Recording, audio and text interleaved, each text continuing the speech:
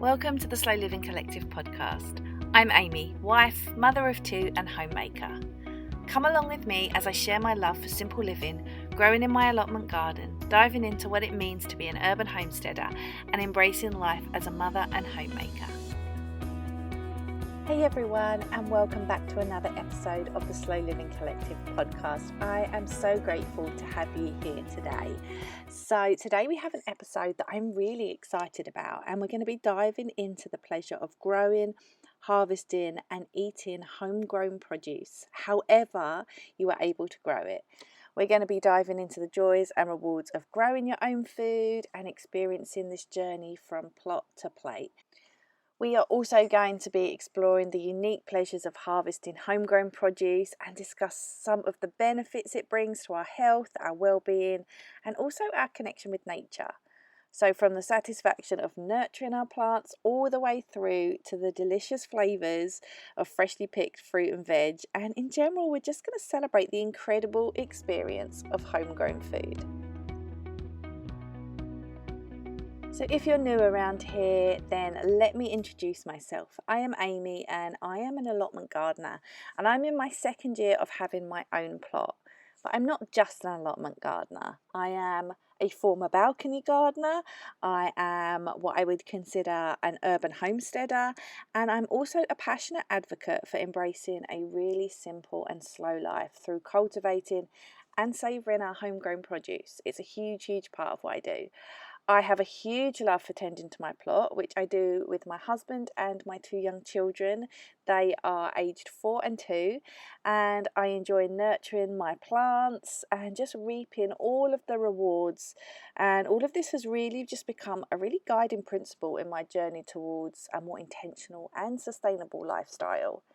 So it's that time of year. We're still early in our growing season, really, and at a time, we're just watching these plants that we've largely taken care of from seed. We're looking at them and watching them grow and hopefully thrive out on the plot. So sometimes that doesn't always happen, and just making our peace with that. Our plot is our ecosystem, and we try and be as much as one with nature as possible. We practice organic gardening. We're not using anything to sort of deter pests. Sometimes that means our produce gets chewed up and eaten and dies, and sometimes it thrives. And so we do things more like companion planting and just trying to use very natural ways of just doing stuff, and just knowing that the animal life on our plot is beneficial and it's there for a reason, and just working with that as much as possible. And you know what? I get it. Sometimes it's frustrating, but it is what it is sometimes. So when we embark on a journey of growing our own food, we can often sort of unlock this profound connection with nature that extends far beyond this very simple act of planting seeds and tending to plants. It's this process of nurturing a garden, and we sort of begin to witness this really intricate connection between the soil, the sun, water, and the life cycle itself. And we witness this transformation of these teeny tiny little seeds, and they hopefully flourish into plants. And sometimes we're staring at those seed trays and we're like, why did some of you germinate and why did some of you not? Like, there's no rhyme or reason often. And we just almost develop this sort of deep reverence for the cycles of nature. And I find, just a newfound appreciation for the earth's abundance, just what it can provide. And it almost becomes impossible for us then to not want to embrace living seasonally, because we are already sort of in that cycle of doing so. In fact, I think the act of growing our own food just compels us to be more conscious of living seasonally, maybe living more in tune to the seasons like our ancestors did, maybe think about being more conscious of our impact on the environment and encouraging us to adopt more sustainable practices or minimize our carbon footprint. Now, I know for one, I am somebody who has done that, and listen, I'm not perfect. None of us are perfect. And I think the saying is like, we don't need people to be doing this perfectly, but we need people to be doing it imperfectly, and that's what matters. So I I've just become more sort of deeply entrenched in that as my growing journey unfolds. And like I mentioned, before we had the allotment, we spent 6 very fruitful summers growing in abundance on our small 4 metre by 1 metre balcony. And I really feel like the successes there led me to where I am today, with my love for simple living, for being more at one with nature and living with the seasons, and just being more conscious of our world, of our environment, and beyond. So it's kind of through this journey that I've become more connected with being, I guess, a steward of the land and cultivating not only nourishment for our bodies and wanting to provide for my family, but also this profound sense of gratitude and respect for all the interconnectedness of all the living things and beings on this planet.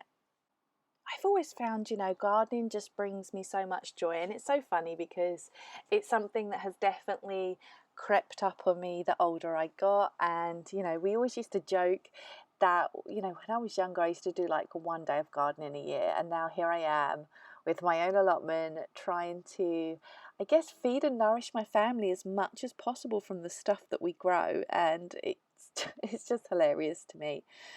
But gardening offers just this sort of unique sense of satisfaction and accomplishment that I feel like is difficult to replicate in many other aspects of life. We're carefully sowing seeds, nurturing these really tender seedlings, we tend to our plants, and we're really an active participant in their growth and in the creation of that life. And it's almost like this act, as particularly on the allotment as well, of transforming this sort of really barren plot of land into a flourishing garden. And I know when I stand at the end of my plot and look back over it, it really fills me with like this deep sense of pride and fulfillment, and sometimes panic, because sometimes I think like, I haven't trimmed my grass, I haven't got round to that, I haven't got round to this, am I going to get in trouble?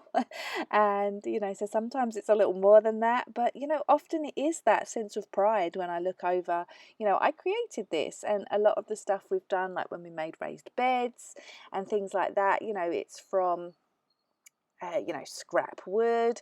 We got a shed for our plot and we got that free.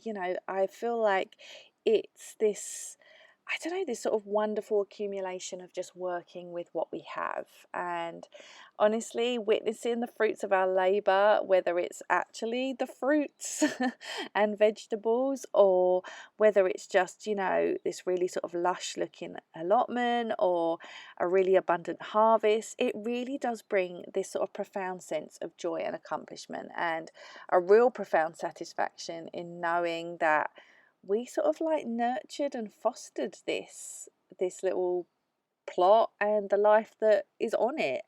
And so gardening really sort of provides me with this sort of tangible evidence of the efforts and just really reminds us of, I don't know, I guess the ability to sort of really nurture and create such beauty in a world that sometimes doesn't always feel that beautiful.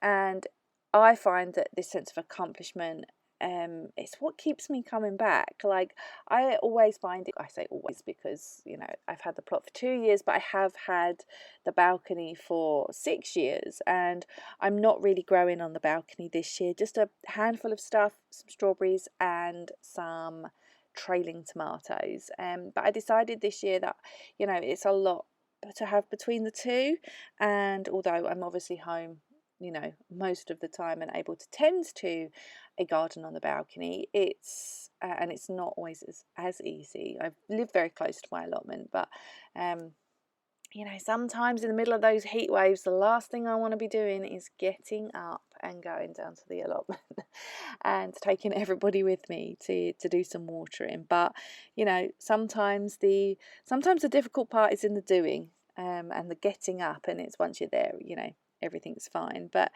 it's really interesting because over time, over these the 6 years on the balcony and the 2 years at the allotment, it's sort of really I guess it's sort of it's just given me a satisfaction, like I said, in knowing that I have nurtured and sort of fostered that environment.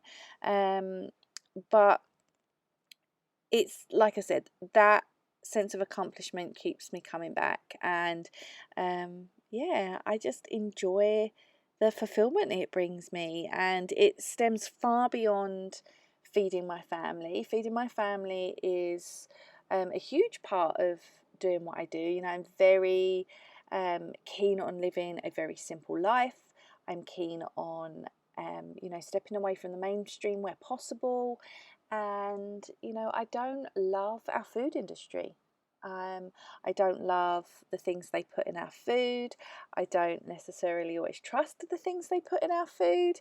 And, to be able to provide organic, homegrown vegetables and fruit for my family is huge. Lots of people often like send me memes and stuff about like moving to the countryside and having a farm, and like I know that's definitely sometimes the vibe I give off. I definitely don't want a farm. I don't want chickens. I don't want a cow. I don't want any of that. The plot is perfect for me. But yeah, I don't want anything more than that.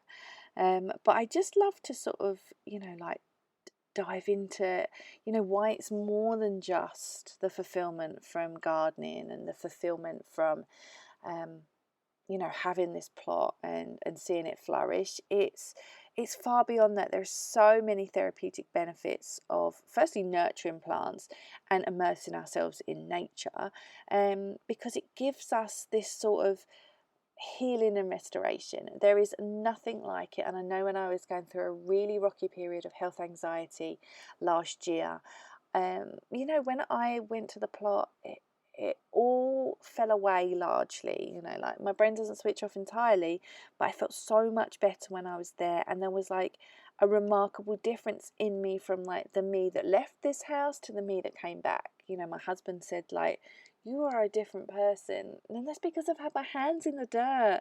And when we dig our hands in the soil and we feel its texture and its earthy aroma, right, which is known to make us feel better, we connect to something that is so much deeper and almost primal, I think, because, we are talking about something that we've done ancestrally, for hundreds and hundreds of thousands of years.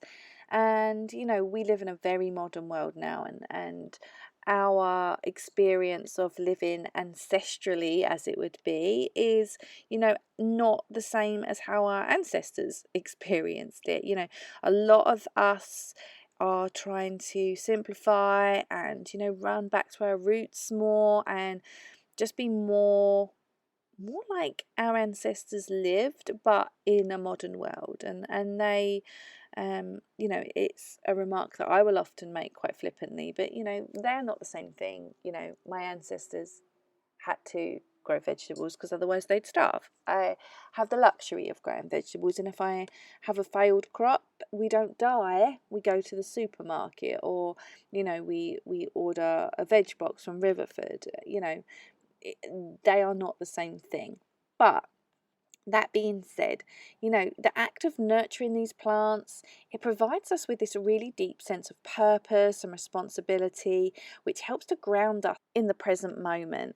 And it just really helps alleviate that stress and anxiety. And, like I said, I experienced that before because, time spent in nature really just offers this respite from the noise and the busyness of daily life. And I always notice that when I'm at the plot, because, when I'm at the plot, I get there, I put my phone down on the shelf, put my keys down, and I just get into nature and I get into doing what I'm there to do.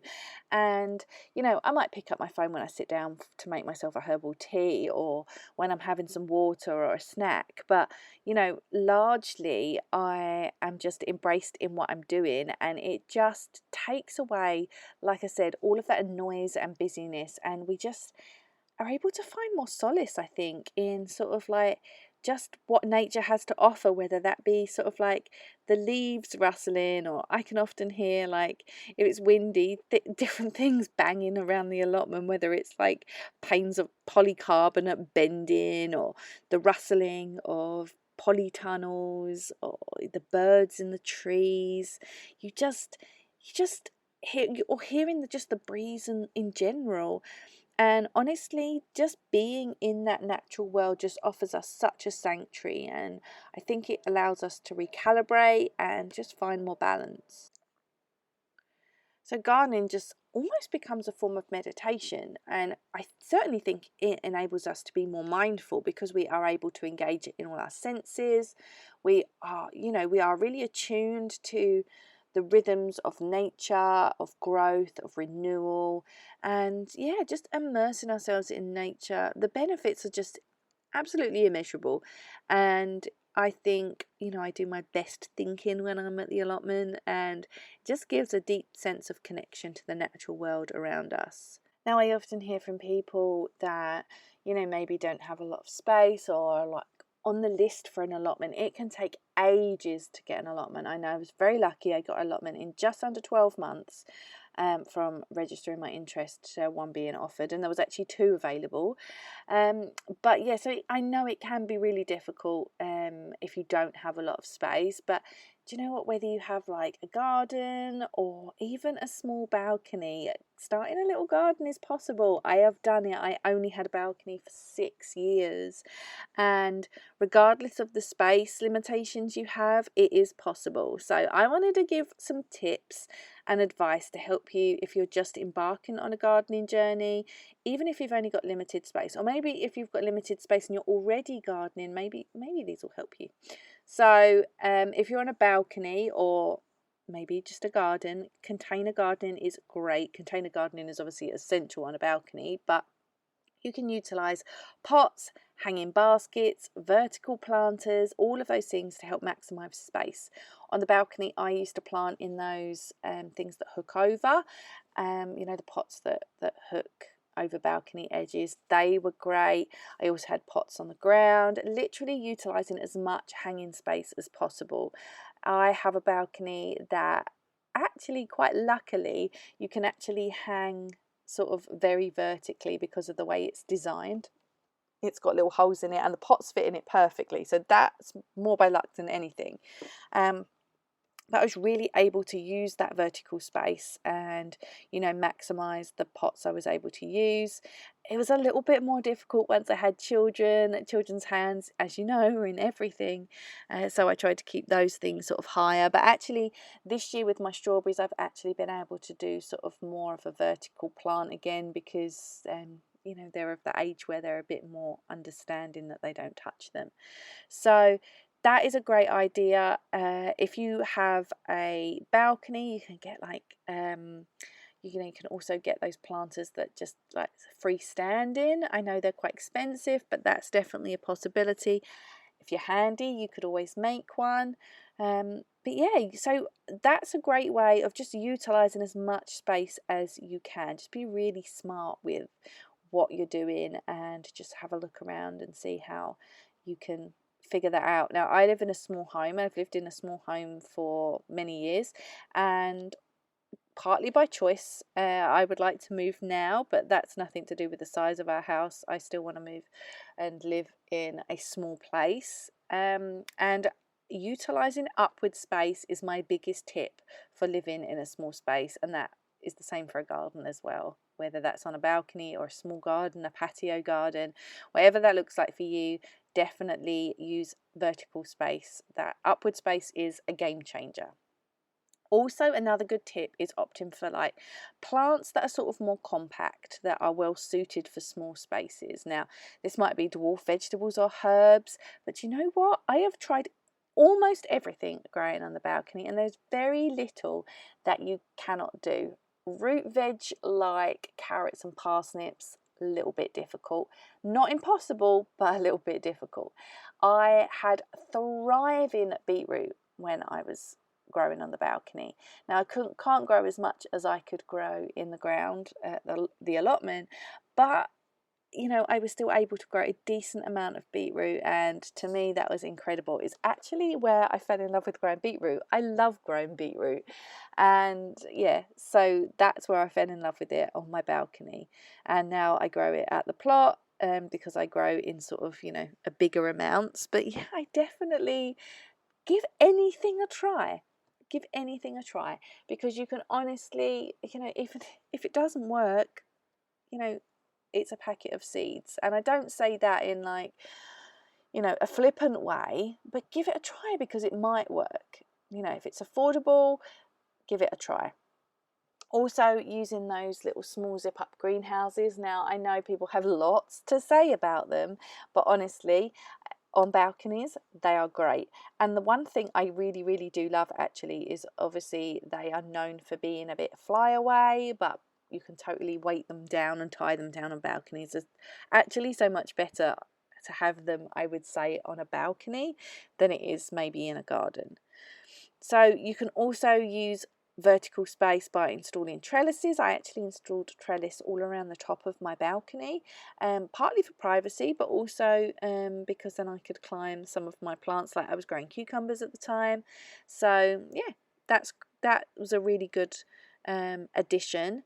And I actually also added that expanding trellis. I put lower down, so it fits within, it's really difficult to explain, but it fits within sort of like the main balcony edge, I guess, is what I'm trying to say. Not it sort of reaches up to where the top of the balcony would be, and that enables you to grow from pots on the floor. And you know, like, I even tried runner beans.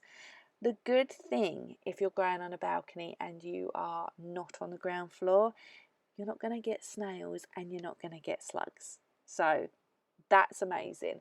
I just planted out some tomatoes at the time of recording this episode, and they are a trailing tomato variety, and I'd been growing them in the greenhouse at the plot, and I decided I'm going to put them in. I had one of those pots I mentioned that hangs over the balcony, and I had one at the plot that wasn't being used, and so I was like, okay, I will just plant these trailing tomatoes in this pot and take it home, but let me make sure I'm not taking home any slugs or snails, because I'm not introducing them onto my balcony.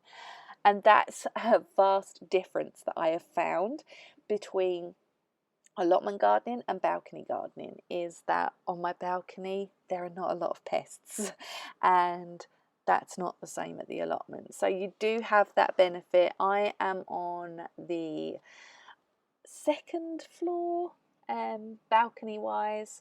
I I paused there, not because I don't know where I live, but I live in a split level flat, but my balcony is on the second floor. So it's super helpful not having pests around, something I definitely noticed as I transitioned to the allotment. But also, another good tip is to just choose plants that really thrive in the growing conditions that you have. I have a south facing balcony, and that means it gets very, very hot. And so things like cucumbers, although I'm not stellar at growing them, but things like cucumbers and tomatoes and peppers, they absolutely thrive, because the heat on my balcony in the summer is second to none. There are many things that do not survive because it gets too hot, and they just, you just can't keep it. You just can't keep them watered and safe and shaded enough, especially if you take a holiday in the summer. And so, yeah, figure out what plants will thrive in your specific growing conditions. If you have like a north-facing patio, that's generally more shaded, or you have partial shade, pick plants that, are going to really thrive in those conditions. If you don't have a lot of space, you don't want to be wasting your time growing things that just are not going to work. If you're in like partial shade and you're trying to grow peppers, maybe, peppers are really tender and they do really need a lot of heat. I mean, a lot of them really in this country should be grown in a greenhouse. I'm always wild. I do what I like when I like. I don't pay attention to anything. I just go with it and I learn along the way. I don't pay attention to spacing. I just like my garden to look full and thriving. And if things die, do you know what? That's a circle of life. I only ever learn by doing it myself. So yeah, I just figure it out along the way. So another good tip for small gardens is, just use quality composts. I've been using a peat-free compost from Sainsbury's this year, and after hearing terrible things about all different kinds of peat-free composts, I'm I'm quite liking it. So, in terms of growing, it seems to be fine. Maybe I'll come back at the end of the season and compare it to last year where I wasn't completely peat free. Some of my compost wasn't peat free, so yeah, we'll just see how we get on. But so far I'm really just liking what I'm using this year, and I'm going to do a blog post at some point just sort of outlining how this season went, so that will probably be, I don't know, maybe around October time, so just keep an eye out on that. But lastly, while we talk about growing in a space, remember to water your plants regularly because I'm terrible at that. Just terrible. Whether it's the plot or whether it's the allotment, I have a do or die kind of attitude to my plants, and they live come hell or high water for them. But also just embrace what you've got. Be creative, think outside the box, repurpose things that you've got into planters, and just find a community online for inspiration. Instagram is amazing for gardeners. When I joined Instagram just as a gardening account, I loved it. I tend to share a little more now because I feel like my life has grown from that point, and it's that sort of tethers to everything else really. And honestly, with just a little bit of creativity, even the tiniest spaces can be beautiful, flourishing gardens. And there are some amazing people that are doing incredible things in small spaces. And if I remember, I will try and link them in the show notes of this episode for you to go and follow on Instagram. But yeah, just enjoy it. Like I said, I don't follow any rules, so I just figure it out and learn along the way. There's almost this sort of indescribable sense of like wonder and fulfillment, I guess, that accompanies the act of harvesting fresh produce from your own garden. Honestly, as you step into your garden, your allotment, your balcony, and you're just greeted by all these vibrant colours of growing plants, vegetables that are ripening, honestly, I feel like there's almost this deeper connection to the earths and its cycles, and it's sort of so entwined with living seasonally. And honestly, every time you harvest something, it's the combination of a lot of hard work, patience, and just nurturing. And when you've got those tomatoes in your hands, or you like bite into a cucumber, or maybe you're picking herbs to put into your dinner, all of these sensory experiences become so etched in your memory. But not only that, connects you even more deeper to nature. And each harvest is just this reminder of abundance and generosity of nature. And you're gathering out there in your garden this big array of flavours, of colours, and let's not forget nutritional goodness. And it's coming straight from the source. Sometimes we'll pick something in the allotment and within an hour it's on our table. So, whether it's that first ripe strawberry, or, the final harvest when you pick everything out before, autumn comes round or winter comes round, it's just magical. It's all magical. And I think if you take a moment to think about it, it's this real testament to almost this incredible journey that for some things started back in sort of like January and February, and then you're through to sort of October and beyond.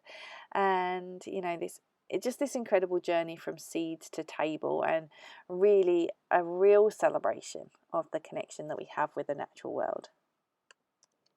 Homegrown fruits and vegetables, they just possess this really unique quality that I think sets them aside from sort of store-bought counterparts. Their flavour is different, their aroma is different, sometimes even the texture, and it really leaves a lasting impression.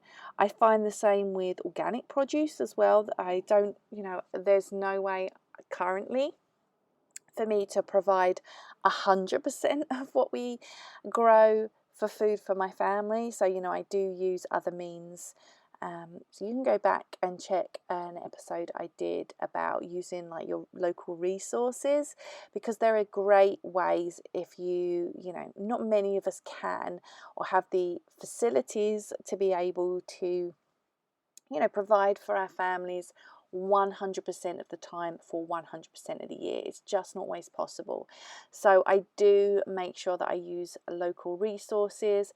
Farm shops is a big one of mine for local produce, but also things like I use the Riverford organic veg boxes and fruit boxes. I do prefer to purchase organic with my fruit and vegetables where possible.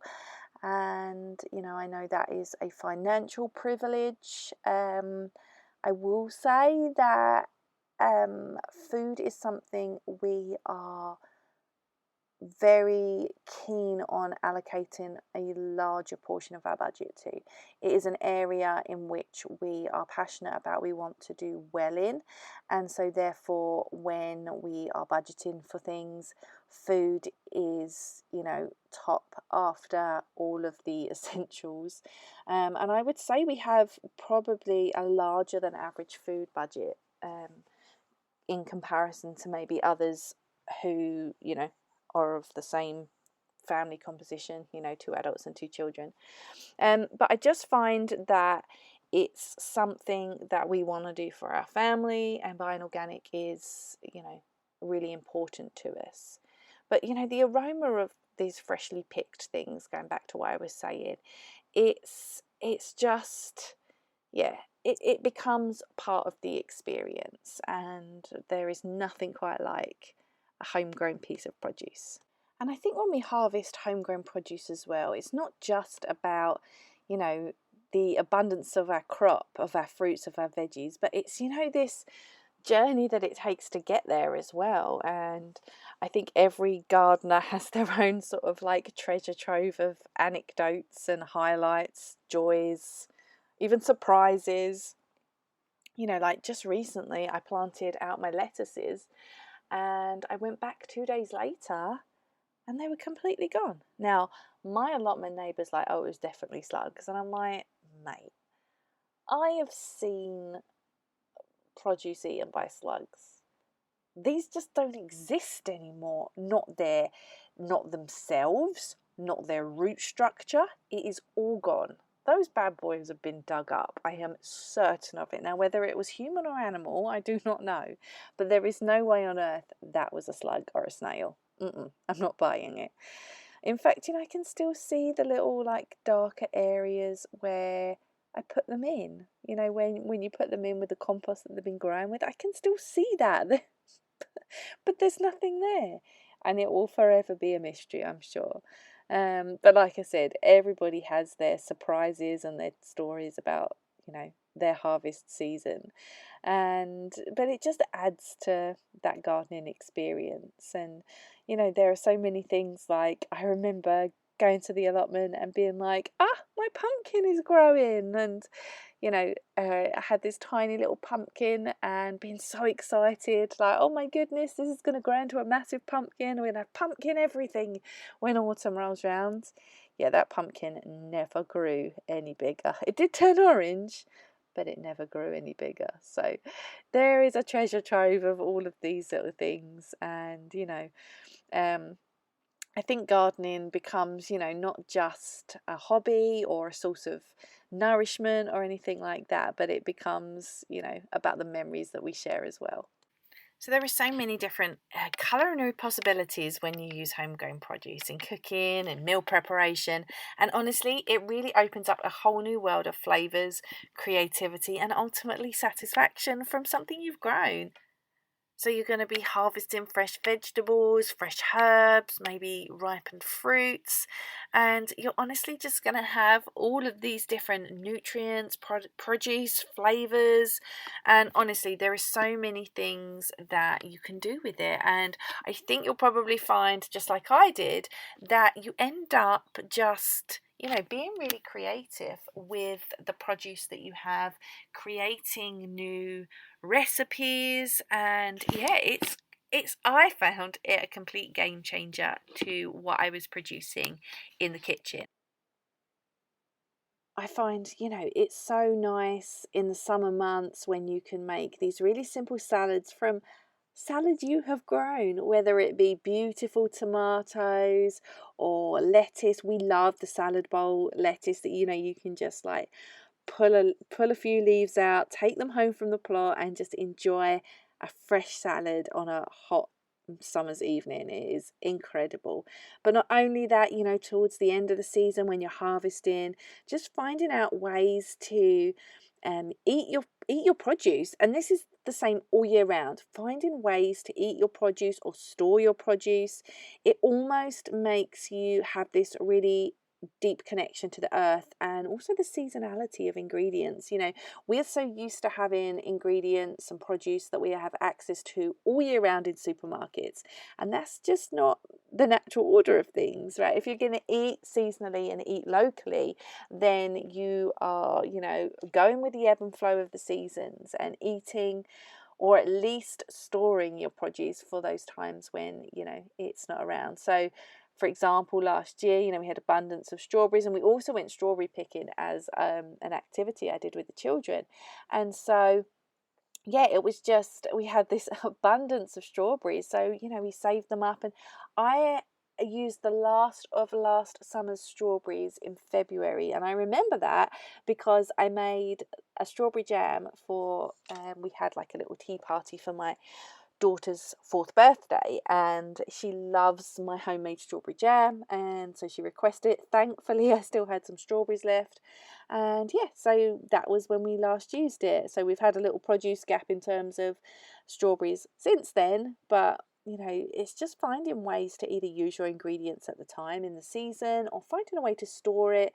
There are so many different ways, whether it be freezing, whether it be canning, certain things you can be pickling, and, just making them shelf stable. And it becomes this sort of wider thing. It becomes more than just gardening, more than just raising seeds and seedlings into plants and creating, you know, ultimately this produce. It becomes about how you can store it and how you can create it into something else, and it just transforms everything you do into a more nourishing and unforgettable experience. And I think you'll find that when you're using freshly harvested ingredients, you tends to have, these amazing flavors, more flavorsome than maybe something you would pick up in the supermarket. And it just really captivates some of your senses. And as well, like I said, when you have just picked produce, it's as fresh as it can get. And there's been times that we have, picked something at the plot, and within an hour we're back home, we've made it into something and we're eating it. Whether that be, a strawberry that you've just picked, or you've freshly dug out your potatoes, having a salad, or, you picking tomatoes and lettuce for a nice salad as well. It goes far beyond the taste. It's the nutritional value of these freshly harvested ingredients is just unparalleled, and they're just, the minute you pick them, they are absolutely bursting with vitamins, with minerals, with antioxidants. And when you eat seasonally, you're providing your body with things that it needs in that season. Do you think about it like this? We would have always eaten seasonally. It's the natural way of things. And it's only with modern society and a more consumer-based society that we are able to access, our bananas from here. Now, I'm not saying we're going to be growing bananas in the UK anytime soon, but we just wouldn't have eaten them. That's as simple as it is. And so, while these things are, an important part of our modern society, I'm not saying we have to go without bananas, but it's just looking back on the way things used to be done, and we wouldn't have had things that don't grow in this climate, and we would have had to preserve our harvest for those produce gaps where maybe the winter harvest is and the ending, and we haven't got to sort of, when we're able to start harvesting things throughout the summer months and the autumn. So, our ancestors would have been finding ways to preserve the food that they harvest and preserve their glut so that they can use it year round. And that's something that we are sort of trying to step into more and more. We're not perfect and we're trying all the time. Like, sometimes I'll grow something, I'll pick it, I'll bring it home, and then I'll forget about it. And nothing annoys me more, because that's my hard work. But that is just what it is sometimes. That's just busy modern life. But honestly, I think if you start reframing your thinking around what you're growing in your garden and how you can either use it or save it, store it, and just think about the way that the seasons turn and the way we would have lived, because that is actually what's most natural to us. So, homegrown produce often fosters this deeper connection with our food, with the natural world, and it transcends sustenance. It's more than just feeding ourselves.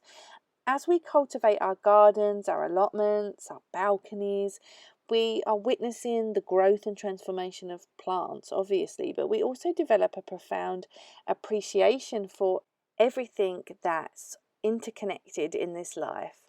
So, from the tender care we offer our plants, sowing the seeds, nurturing them through seasons, through last frost dates, hardening them off, planting them in the ground, giving it to the earth to know whether it's going to be eaten by a slug or a snail, picked away by a bird, until we get to the harvest, the fruits of that labour. It all connects us to the cycle of life, and it reminds us our place within this very intricate web. And when we do that, we just naturally become more attuned to the seasons. We savour the flavours of each fruit and vegetable when we pick it at its peak. And then we are able to better align our diets with the earth and with the seasons. So this connection, it just extends far beyond our garden and our daily lives, because we are actively, by living seasonally, seeking more sustainable practices. Maybe we're going to go on to support local farmers, and make more mindful choices about the food we consume. Like, we hear often about, the earth and living a sort of more eco-conscious life. When we are constantly importing because of the demand for it, our food has a lot of miles on it before it even lands on our plate. And, the food that we're able to grow in our own back gardens, it doesn't have that. Or if we are, maybe we don't have, most of us don't have the space to fully sustain our families constantly throughout the year, and we have to rely on outside support systems. But if we are able to support local farmers, then we are able to get things like produce, maybe it might be fruits or vegetables locally. Honey is something we also get locally. Meats, we try and shop locally in terms of local farms for our meat. We also like to purchase UK based meat from regenerative farms, and we use the Ethical Butcher. I definitely recommend looking into them if you're a meat eater. We are able to buy things that we can't always make. It's not always easy to make everything that we require, and or you grow everything we require either, but we're just making more mindful choices about the food and just supporting our local economy as well.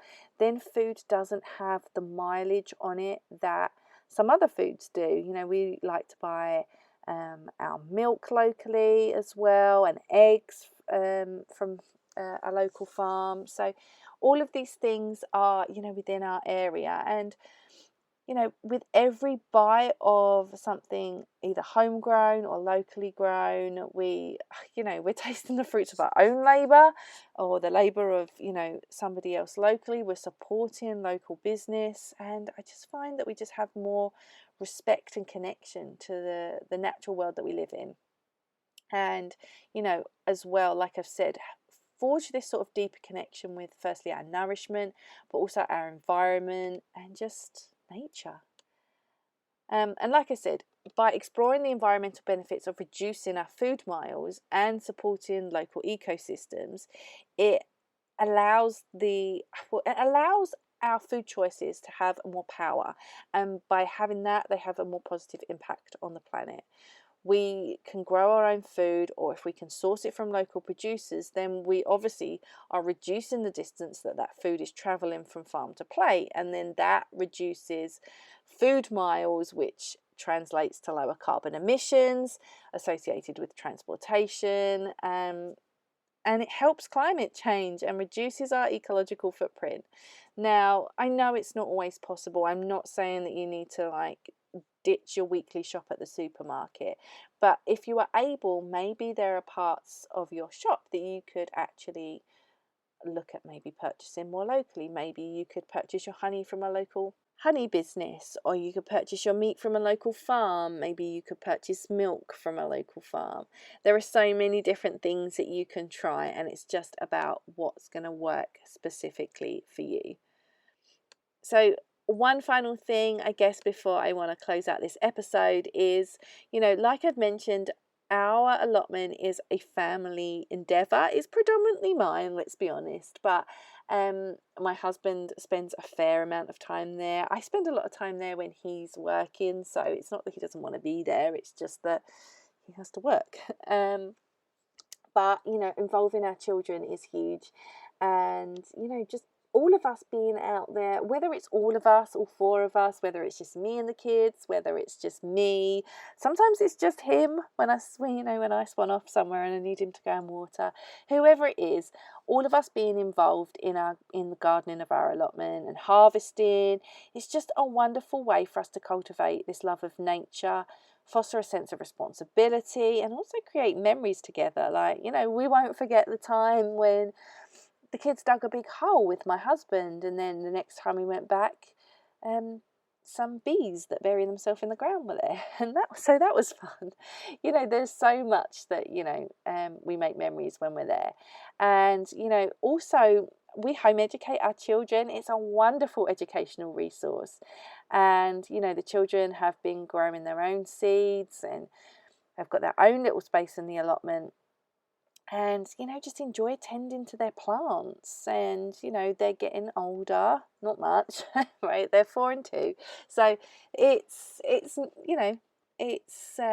gardening is still chaotic, but I love that. I love that they're learning the importance of tending to the earth and how we take care of a plant, that we need to water. So yeah, it is wonderful. I love them just like getting dirty, getting their hands in the soil, and just watching their efforts.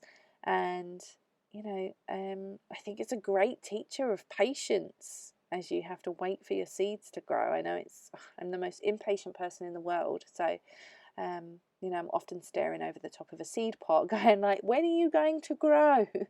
So as well, we involve them in everything, in picking it and washing, preparing the produce, and just hopefully instilling in them appreciation from this whole journey from seed right the way through to eating it. And I think that's really valuable life skills to teach them how to grow their own food so they can feed themselves, and hopefully as well nurturing that deep connection with the natural world as well.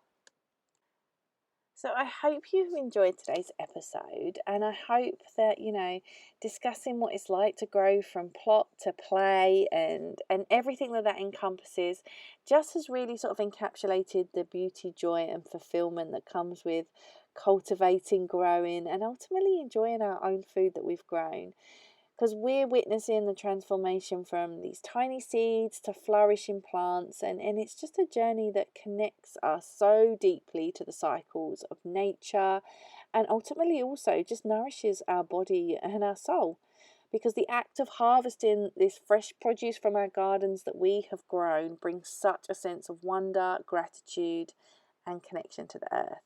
So it's not just incredible flavours, it's nutritional benefits, it's creating meals with ingredients that we have grown with our own hands. And the experience of bringing our homegrown produce to our plates is really transformative. Like I said, it really deepens our connection with nature, and as well as that, it just helps us live and align more to the seasons. So let's celebrate that journey from tiny seed to growing in our vegetable patch to get into our plate and enjoy the pleasure of harvesting and eating homegrown produce. Or, you know, if you can't have a garden for whatever reason, enjoy having that locally grown produce if you're able, and just embrace that profound connection that we forge with the natural world throughout what we do in our own gardens. Thank you so much for listening to today's episode, and I hope you enjoyed it, and I hope you just enjoyed listening to about some of the benefits of just growing in your garden. Of course, it's about creating produce, but it runs so much deeper than that. It's about being mindful, finding this connection with the earth, and just embracing some of the benefits of just living with the seasons. Like I said, you know, it's the way we were always born to live. It's where we came from, it's where we started, and so I think once you sort of connect back to that, you realise just how natural it feels. So thank you again for listening to today's episode. As always, you can find me on Instagram at lifeonplot44, where I document my allotment journey, what's going on my balcony, slow living, simple living, the beauty of home education with my children, and everything in between. I hope you find it a nourishing space. I certainly find it a nourishing space to share. I hope you find that as a casual observer as well. And yeah, you can find the show notes for this episode and all past episodes over on theslowlivingcollective.com. So be sure to check that out, and I will catch you all in my next episode.